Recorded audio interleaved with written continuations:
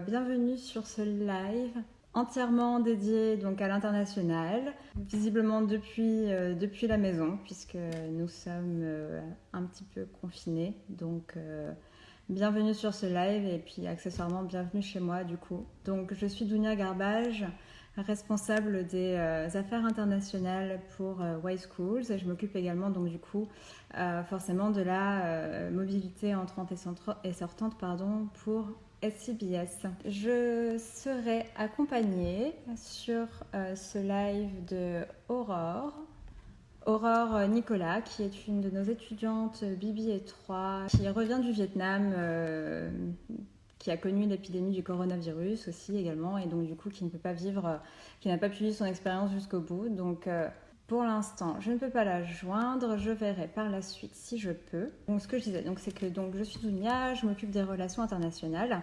Un certain nombre de questions nous ont été posées, donc c'est plutôt chouette. Ça prouve un vrai attrait pour l'inter. Bonjour à tous, j'en vois qui se connectent encore, c'est chouette.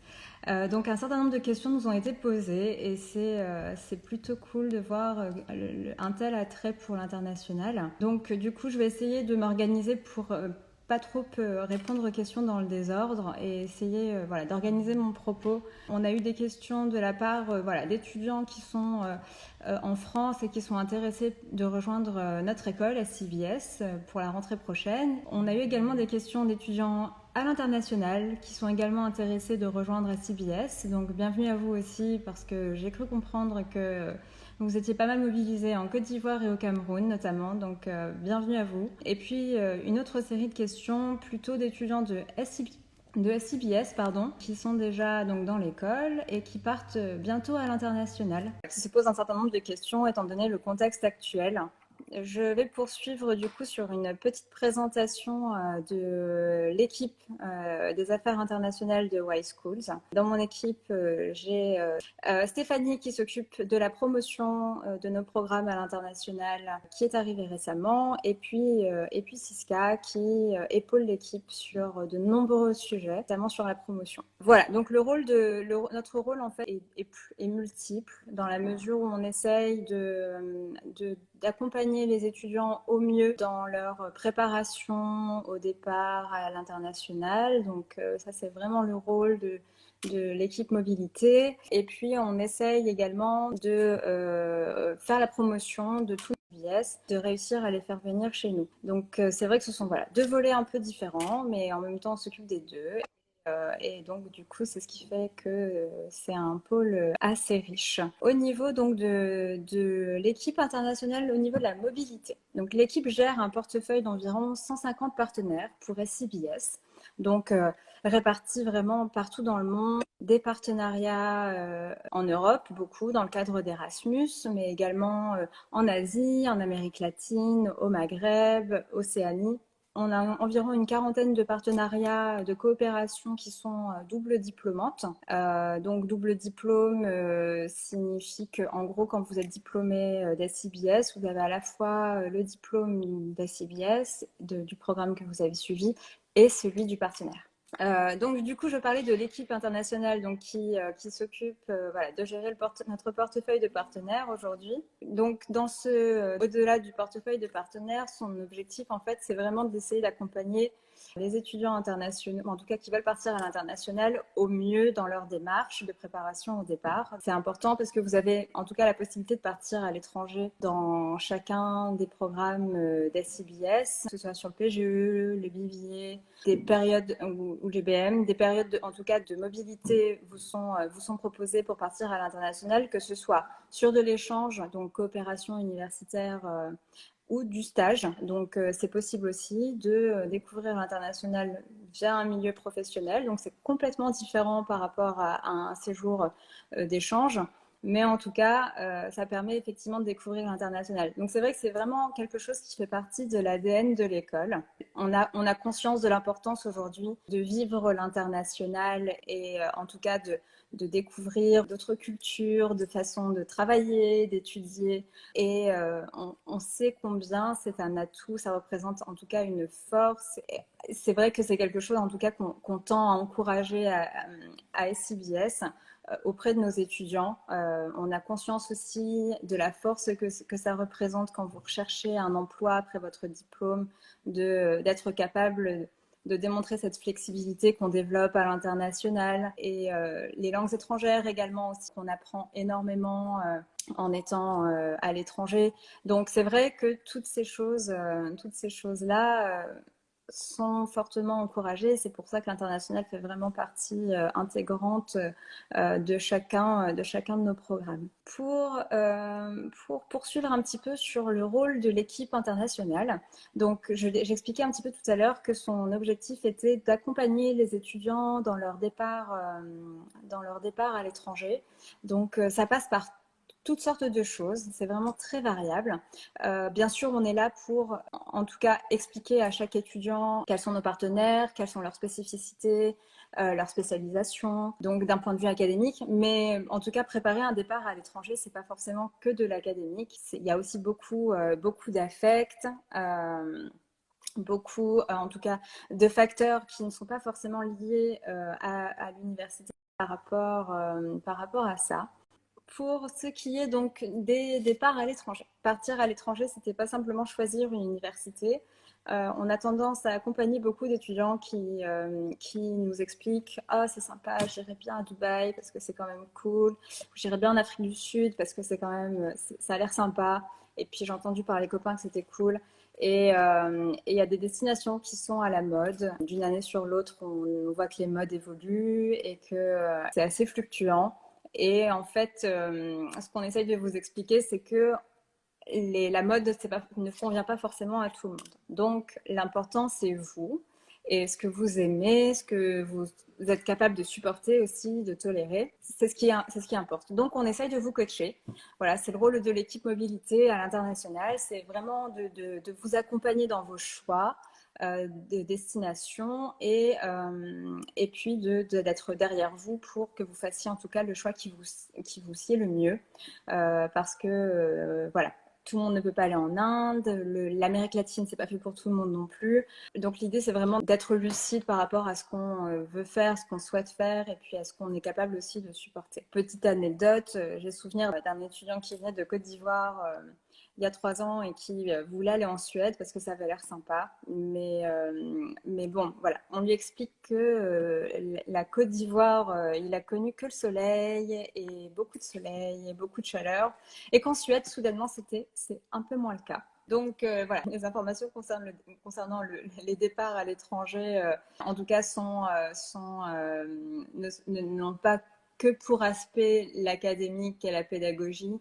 Elles ont aussi un aspect fortement humain et il faut le prendre en compte parce que passer 6 mois ou 1 an quelque part, que ce soit dans une université partenaire ou dans une entreprise à l'étranger, ce sont des facteurs, en tout cas prendre le facteur humain en compte est très très très important.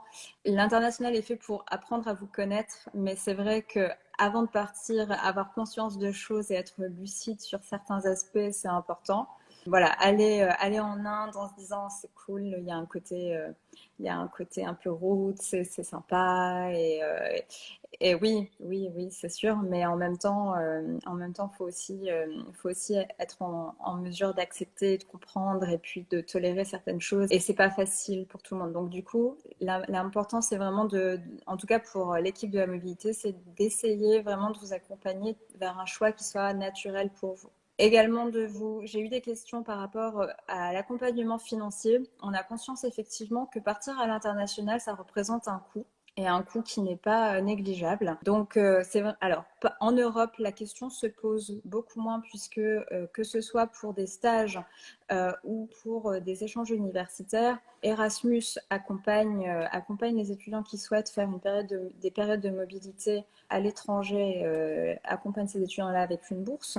Donc c'est important de le souligner parce que c'est une bourse qui aide, qui peut aider à payer son loyer, faire ses courses, vivre sur place et c'est important et permet d'encourager en tout cas la mobilité. Et puis également la région Grand Est qui a un dispositif également pour encourager la mobilité à l'international et c'est encore un dispositif supplémentaire qui permet en tout cas d'encourager les étudiants à partir à l'étranger sans que l'aspect financier soit un frein vraiment rédhibitoire. Ce sont des choses qui sont importantes à noter parce que c'est clair que voilà, l'international peut représenter un poste de coût qui est important.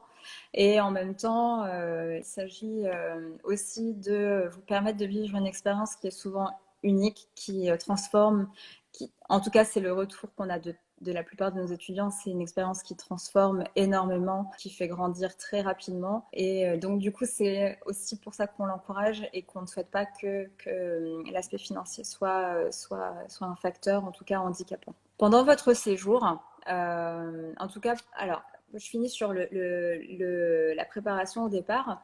J'ai eu la question de l'un d'entre vous qui se demandait si, pour partir à l'étranger, c'était à l'étudiant de trouver lui-même son propre logement ou est-ce que c'était à l'école de faire les démarches.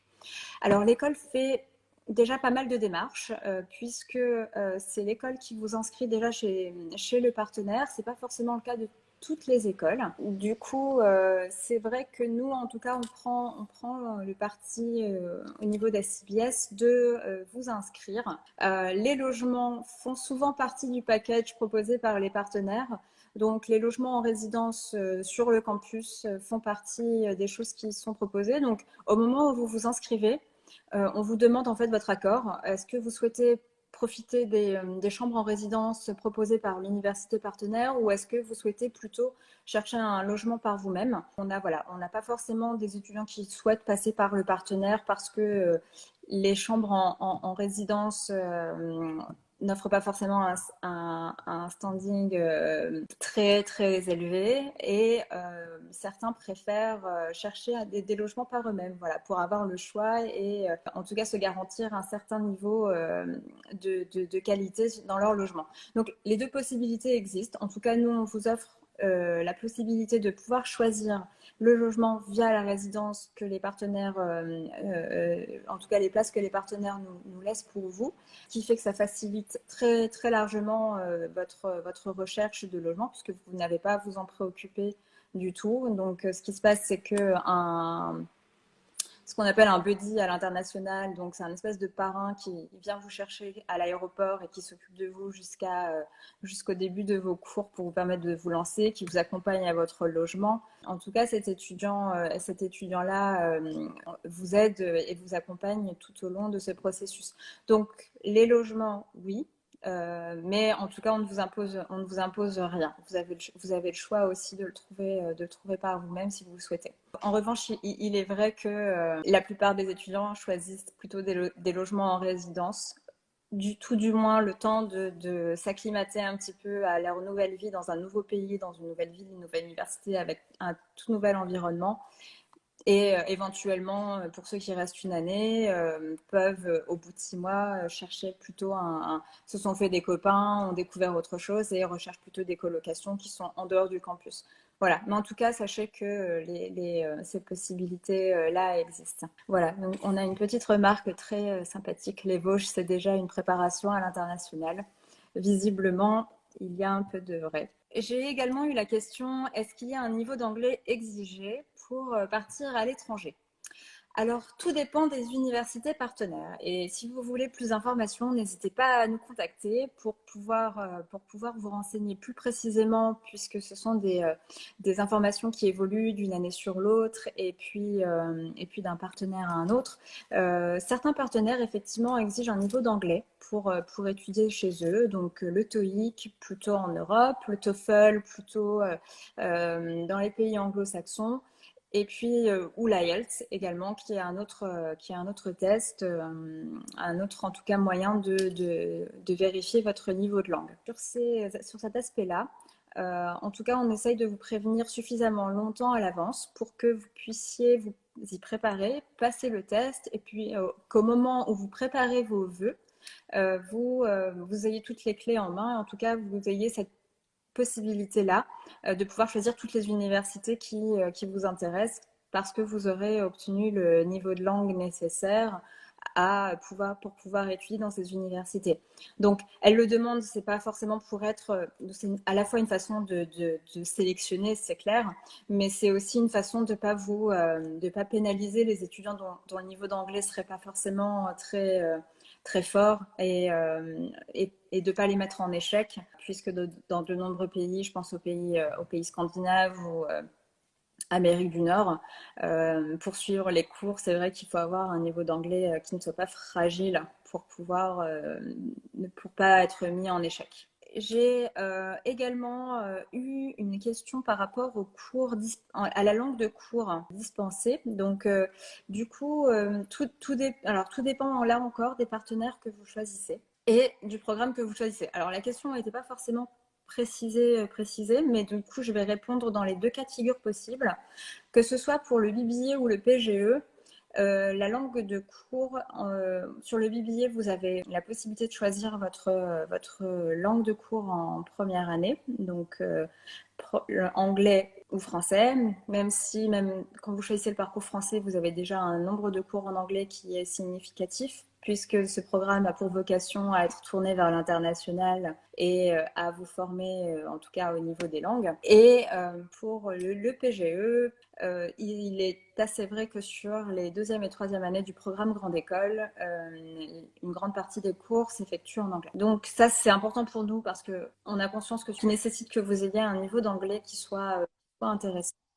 Et d'ailleurs, c'est une des conditions qu'on requiert pour votre diplomation, c'est d'avoir un TOEIC avec un certain score. Donc c'est vrai que le niveau d'anglais a son importance. Pour les universités à l'étranger, tout dépend du parcours que vous choisissez, particulièrement sur le BBA, puisque sur le BBA, sur l'année obligatoire à l'étranger dans une université partenaire, une langue qui n'est pas forcément l'anglais, mais qui peut être l'allemand, l'italien ou l'espagnol.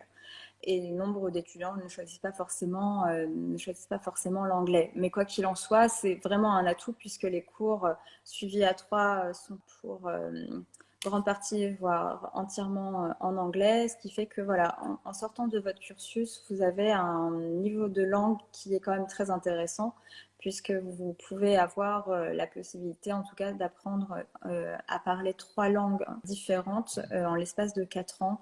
Et c'est un vrai atout. Qu'est-ce que j'ai eu d'autre comme question? Peut-on trouver... Ah oui, où est-ce qu'on peut trouver la liste des matières enseignées par filière? On est globalement en cours d'élaboration de ces cours. Donc, si vous avez des questions plus précises concernant les cours, le mieux, c'est vraiment de vous rapprocher de nous individuellement pour qu'on puisse échanger un peu plus en privé et puis vous répondre plus directement. Je vais passer maintenant sur la deuxième partie qui est pour les étudiants qui sont déjà dans l'un de nos cursus, qui vont rencontrer l'international incessamment sous peu et qui se posent beaucoup de questions par rapport à ce qui en tout cas le contexte actuel. On n'est pas sans savoir que le coronavirus circule partout dans le monde et les questions qui peuvent se poser en termes de mobilité en 2021 sont tout à fait légitimes. Donc, les CUE en 2021 vont-ils être maintenus? À ce jour, ils ne sont pas remis en question. Notre référentiel étant le ministère des Affaires étrangères et la conférence des grandes écoles qui nous accompagnent et qui labellisent nos programmes ne nous ont pas, en tout cas à ce jour, émis de contre-indications sur le départ des étudiants à l'étranger. Après, il est clair que nos informations, elles sont vraiment dépendantes d'eux et que même si à l'heure d'aujourd'hui, aucun séjour, aucun départ à l'étranger n'est remis en cause, la question va se poser et c'est vrai que on est extrêmement vigilant par rapport à ce que le ministère des Affaires étrangères va nous dire. On commence déjà à avoir des informations de certains partenaires qui, soit à titre individuel, ne vont pas accepter les mobilités en tout cas pour le mois de septembre, puisque le mois de janvier n'est pas encore concerné, mais en tout cas le mois de septembre, oui. Donc à titre individuel, certains partenaires prennent déjà le pli de ne pas accepter d'étudiants internationaux. Après, certains gouvernements, donc c'est à l'échelle de pays, prennent aussi cette décision-là de ne pas ouvrir leurs frontières. Donc, clairement, des pays comme la Chine aujourd'hui vont être assez frileux à accueillir des étudiants internationaux tout de suite. On est un petit peu tributaire aussi de décisions du gouvernement. Quoi qu'il en soit et quoi qu'il arrive, l'idée n'est pas de laisser des étudiants qui ne pourront pas partir sur le carreau, puisque de toute façon une solution sera trouvée. Voilà. Donc aujourd'hui, il est un peu tôt pour moi pour pouvoir donner plus de détails et de précisions sur ces solutions, puisque je ne suis pas la seule à décider. Voilà, les directeurs d'école, les responsables de programme cherchent des solutions. Quoi qu'il en soit, aucun de nos étudiants ne sera lésé parce que son CUE sera remis en question pour une raison ou une autre. C'est pas, voilà. En tout cas, c'est pas notre souhait. Ce sera un point sur lequel on sera particulièrement vigilant pour la suite. Voilà, j'aurais aimé qu'Aurore en parle, mais bon, Aurore ne peut pas trop nous rejoindre et j'essaye désespérément de la voir et je n'y arrive pas. Mais du coup, Aurore, elle a un profil intéressant puisque elle fait partie de ces étudiants au niveau du BBA qui ont des parcours. On comprend vraiment que l'international a une place puisqu'elle a fait son stage de première année en Espagne, son stage de deuxième année au Chili, son séjour universitaire à l'étranger au Vietnam. Et c'est vrai que elle a poussé un parcours plutôt chouette. Je vais essayer autre chose. Je vais essayer peut-être de l'avoir par téléphone. Peut-être que vous l'entendrez en même temps que moi. Salut Aurore. Bah, du coup, je te mets par téléphone. Peut-être qu'on t'entendra. Parce que j'étais en train de parler de toi et de ton parcours au sein de SN et de ton parcours tout court, en fait, puisque tu n'as pas forcément eu le temps de le développer. Voilà, ce serait pas mal si tu pouvais dire quelques mots sur toi pour tous ceux qui nous écoutent, puisque Oui, ton ça parcours marche. est intéressant. Bon, bah, du coup, j'ai intégré, donc là, je suis actuellement en BBA 3 et j'ai commencé le BBA 1, donc j'ai fait la campagne du BDE. Et ensuite, j'ai fait partie donc de deux assos, le SN, où j'étais responsable d'événementiel, et le BDS. Je trouve que c'est vraiment une super opportunité de faire partie des assos, et notamment le SN, parce que c'est vraiment l'asso international où c'est vraiment sympa de s'occuper des Erasmus. Ensuite, donc en première année de BBA, j'étais en cursus anglais, donc tous mes cours étaient en anglais, tous mes cours sont en anglais. J'ai fait mon premier stage en Espagne dans une petite boîte d'événementiel à côté de Malaga. Et la deuxième année, donc c'était un stage d'un semestre, je l'ai fait au Chili, dans le sud du Chili, dans une boîte de tourisme d'aventure. Et donc mon CUE de troisième année qui devait être de 2 semestres, mais à cause de la situation, ça s'est raccourci à 1, c'était au Vietnam. Donc j'ai fait 3 continents en 3 ans. Donc c'est vraiment c'est ça que j'appuie sur le BBA. C'est génial parce qu'on peut sur 4 ans de BBA, on peut faire quatre destinations, 4 cultures différentes, quatre destinations. Donc c'est vraiment sympa. Tu as particulièrement été en lien même au-delà de ton parcours, en tout cas de tes expériences à l'étranger, même en étant en France, tu as été particulièrement en lien avec les étudiants internationaux, notamment dans le cadre de SN. Ouais, c'est vrai que ESN, c'est vraiment l'association, c'est vraiment super parce que donc on s'occupe d'eux pour leur arrivée, on les aide à trouver un appartement, on s'occupe toute l'année d'eux en fait, on est le relais un petit peu entre l'école et les étudiants. Ils se confient à nous quand c'est pas forcément facile de le faire avec l'école et tout. Et c'est vrai que c'est sympa parce que ça fait des amitiés. C'est des amitiés différentes des autres. Je sais que voilà, maintenant je vais en Espagne, j'ai du monde, je vais au Chili, j'ai du monde. Enfin, c'est vraiment sympa. Ça fait de bons souvenirs et surtout, ça permet de développer aussi les langues, c'est important. Maintenant, je peux dire 3 langues couramment et c'est grâce à ça aussi. Voilà, grâce à ce parcours et en faisant partie d'associations, c'est sûr que ça aide parce que voilà. Ok. Alors, en tout cas, oui, en tout cas, c'est vrai que voilà, ton parcours associatif et puis ton parcours et tes expériences à l'étranger font que tu as déjà vécu énormément de choses. Si on devait parler un peu plus pour les étudiants notamment qui vivent à l'étranger aujourd'hui, qui nous écoutent, et voilà, les étudiants francophones qui nous écoutent, notamment voilà, Côte d'Ivoire, Cameroun, dont j'ai quelques petits messages. C'est vrai que la politique d'accueil d'SCBS en tout cas, c'est quelque chose qui est très important pour nous, d'accueillir au mieux les étudiants étrangers pour qu'ils puissent s'intégrer dans nos programmes. C'est également le rôle qu'a ESN qui accompagne le département de la mobilité internationale sur ce sujet. Tu peux d'ailleurs ne pas hésiter à partager ton expérience là-dessus puisque tu as accueilli à la fois voilà, des étudiants en mobilité d'échange et puis quelques étudiants degree seeking qui venaient également rejoindre nos programmes sur leur accueil à Troyes. Oui, oui, on a organisé l'ESN mon année, la rentrée donc de mon BBA 2. Donc c'est vrai qu'on avait notre but, c'était d'intégrer l'étudiant au maximum, de lui faire connaître la ville, donc des sorties dans la ville, donc je disais, lui trouver un logement, s'occuper de toutes les tâches administratives comme l'électricité, l'abonnement téléphonique, des petites choses qui paraissent simples, mais quand on est un étranger et qu'on parle pas forcément la langue, ou alors que c'est différent dans son pays, on ne sait pas faire. Et c'est voilà. Après moi j'étais responsable événementiel, donc je m'occupais des événements. Donc j'ai organisé une sortie Disney qui ne s'est pas faite, mais c'était organisé quand même.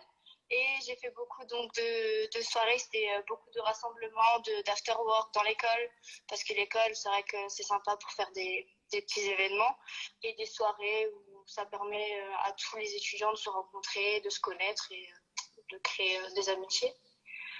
Voilà. Donc toi, au-delà de l'association, le fait d'avoir des étudiants internationaux qui suivaient les cours en même temps que toi, tu as trouvé ça plutôt cool Ah ouais, moi je trouve ça génial. Là, du coup, je suis rentrée tôt du Vietnam, donc j'ai pu intégrer le BBA 3 en France, donc le deuxième semestre avec les étudiants Erasmus qui étaient à l'école. Donc là, on n'était que 2 Français, donc moi et Quentin qui est revenu de Chine. Donc on était les seuls Français dans notre classe, c'était que des internationaux et c'est vrai que c'est totalement différent déjà de par la langue, donc on parle pas du tout français, on parle que anglais ou espagnol. Et ils ont une dynamique de travail totalement différente, donc déjà pour le travail c'est vraiment intéressant parce que c'est totalement différent des nôtres. Chaque pays a sa façon de travailler, donc c'est intéressant de voir que différentes manières de travailler. Et c'est vrai que c'est sympa de connaître la culture, le caractère et les gens différents, je veux dire. Voilà. Ok, ça marche. D'autres questions ont également été posées, dont une question sur l'alternance et l'international. Alors, il est vrai qu'aujourd'hui, ce sont 2 parcours distincts sans forcément de points de convergence. En tout cas, c'est quelque chose dont on a conscience et c'est vrai que voilà, c'est vrai que moi je suis pas forcément très objective puisque l'international c'est quelque chose que j'adore et puis ça doit s'entendre puisque ça fait un petit moment que je vous retiens. Mais quoi qu'il en soit, c'est quelque chose sur lequel on réfléchit pour pouvoir permettre à des étudiants qui sont en alternance de pouvoir vivre, même si elle est différente, une expérience à l'international plus courte, bien sûr, et puis pas forcément sous une forme d'échange universitaire ou de stage, puisque ça paraît difficile.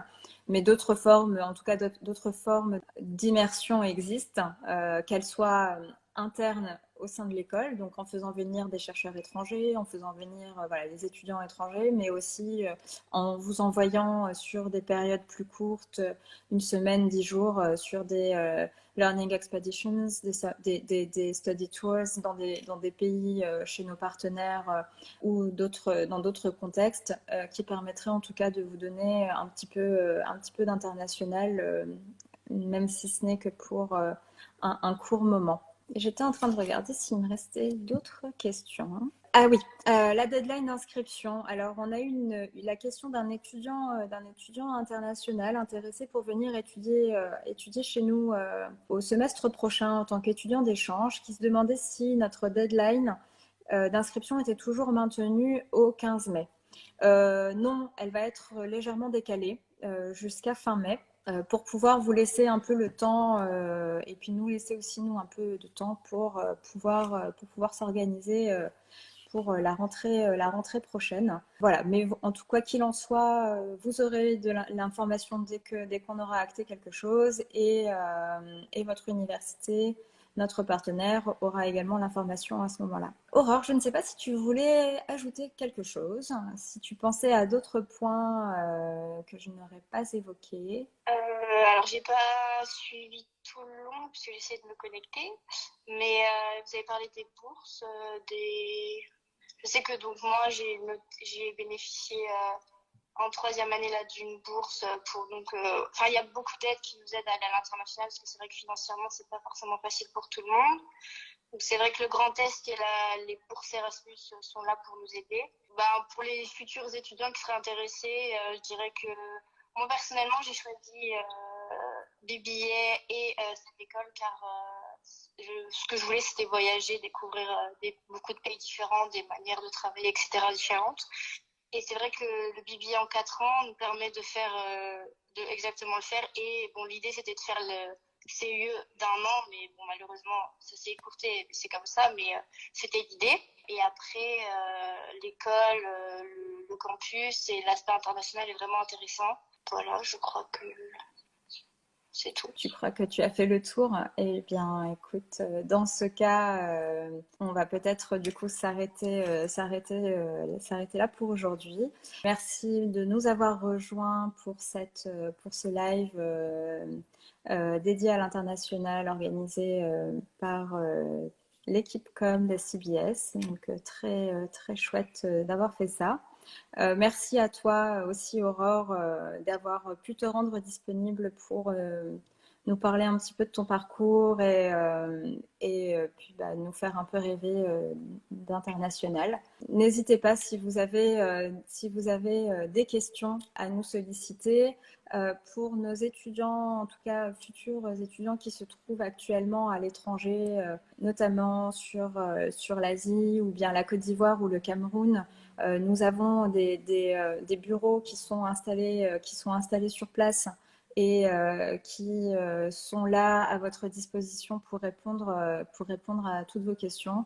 Voilà, si vous avez besoin d'informations complémentaires, n'hésitez pas à revenir vers nous via le compte SCBS pour que je vous renseigne davantage. Et puis d'ici là, je vous souhaite une bonne fin de journée. Je vous souhaite de prendre aussi bien soin de vous en cette période un peu étrange et un peu trouble. Et puis à bientôt si vous avez besoin d'autres informations. Aurore, je ne sais pas si tu voulais ajouter quelque chose. Non, merci de votre invitation. Je suis vraiment désolée pour l'internet. C'était Pas de vraiment souci, ça arrive. Ouais. Et je fais une petite dédicace à ma promo. J'ai hâte de les revoir en septembre. Voilà, j'ai rien de plus à dire. Ça marche. Dans ce cas-là, merci à vous et puis n'hésitez pas pour toute question. À bientôt.